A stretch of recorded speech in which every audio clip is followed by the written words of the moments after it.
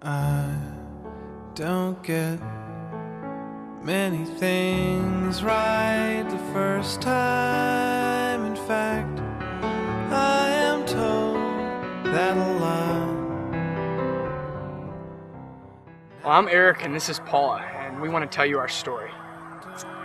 Eric and I have known each other for probably 7 years, and I met Eric at the chapel, and he was young then, and we didn't become really good friends until a couple years after we met. He actually became best friends with my brother before we ever got really close. The view I had of Eric at the time was that he was a great, energetic guy, but he was pretty crazy, and I hadn't really seen a whole lot of seriousness in him, so I kind of viewed him as just like this, I don't know, crazy guy. I always remember that Paula was a woman of God and someone that I really respected. I'd always seek her out for her opinion and always wanted to know what she thought about a lot of things. I always thought Paula was one of those girls who was very pursuable, and I thought I was going to try my chance to pursue her. I really thought I had a chance, and actually I talked to close friends of Paula and mine at the time, Dan and Val Ringenberg, and they both kind of gave me the thumbs up in a go. I even talked to Todd, and Todd said that he didn't think anything was wrong with it. And I think the one that even got me really encouraged, I even talked to your brother Ryan, and Ryan didn't discourage me either. So when you have all those people kind of encouraging you to go for it, it really gave me some confidence I really needed. And I remember being completely blindsided by his attempt to ask me out. It was one night after Latitude, our young adult ministry, and Eric called me on the phone, and he was like, "Paul, I really need to talk to you." And so I was like, okay, thinking it was something about ministry. I walked down to the office, and when he asked me if we could pray together, I was like, okay. And in his prayer, I completely knew what he was trying to do. He said, God, may your will just be done in our friendship and with what's going to be said tonight.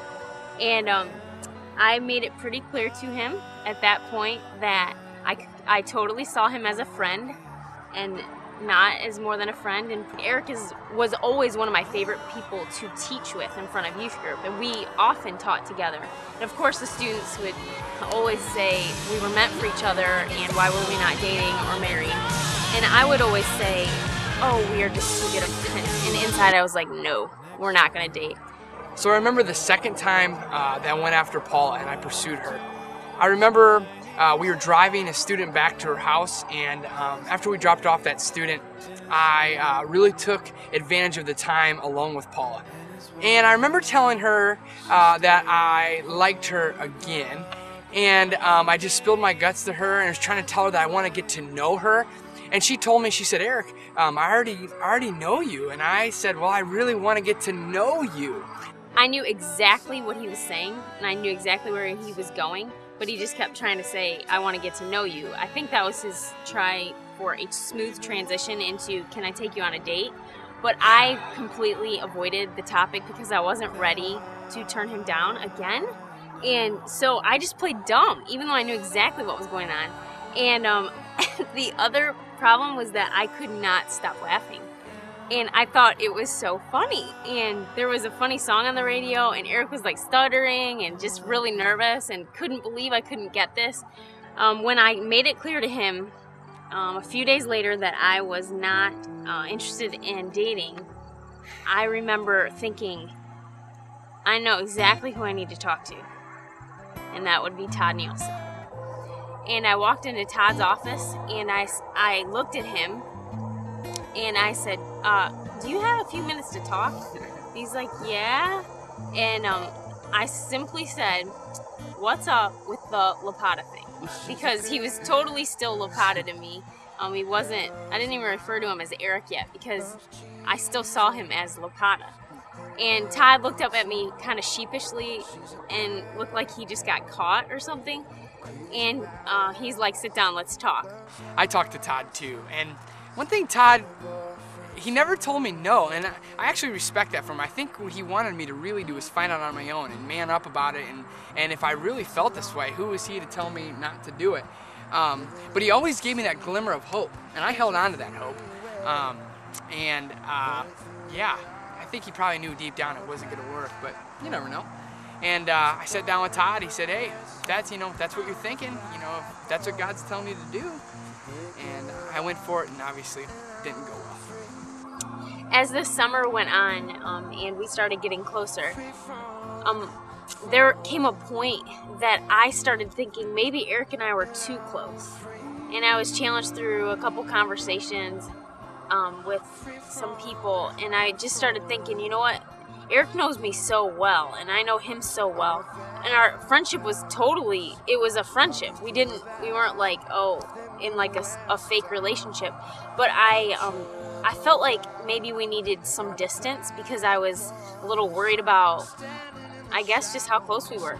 And so I went into a conversation with him one night after youth group. He came over, and he sat down on one end of the couch, and I sat on the other.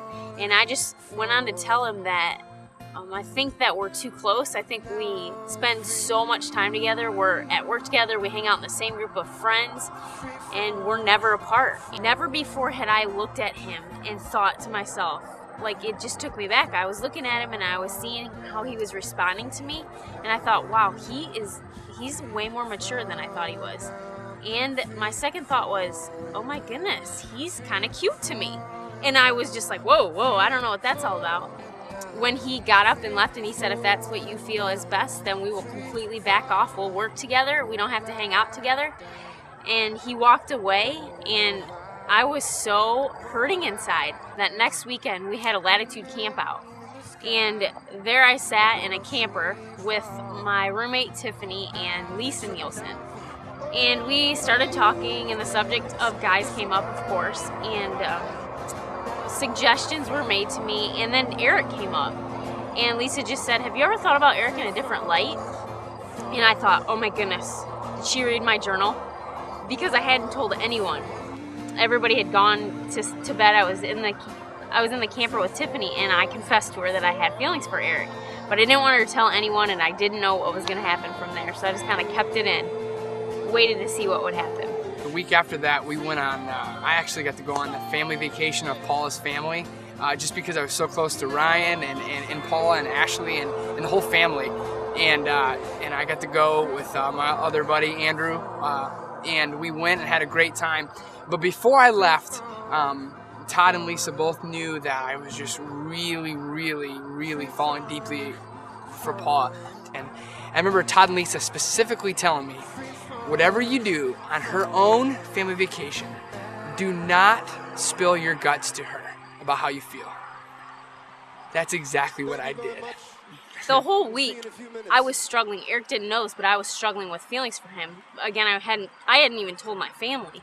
And so he comes to sit down on the bench, and he basically begins by saying, I need to tell you something. And the other two times that he had tried to pursue me, I just shut him down before he could even tell me how he truly felt in the depth of his heart. But this time, I heard him.